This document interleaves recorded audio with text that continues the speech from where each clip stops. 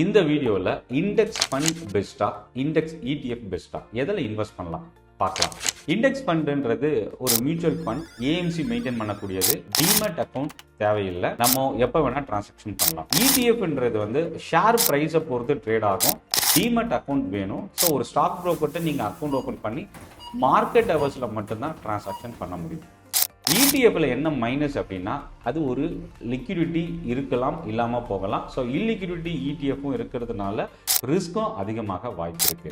ஆனால் index fund வந்து liquidity அதிகமாக இருக்கிறதுனால நமக்கு இடிஎஃப்பை கம்பேர் பண்ணும்போது இண்டெக்ஸ் ஃபண்டில் நமக்கு கொஞ்சம் சேஃபர் சைடு அப்படின்னு சொல்லலாம். இதில் ரொம்ப முக்கியமான விஷயம் என்னன்னா இடிஎஃப்ல எஸ்ஐபி ரூட் கிடையாது.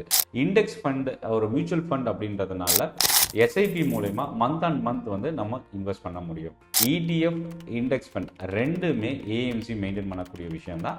சார்ஜஸ் வைஸ் ரொம்ப சிமிலராக இருக்கும். ஸோ எதை சூஸ் பண்ணணுன்றது நீங்கள் ஓனாக டிசைட் பண்ணுங்க. நன்றி.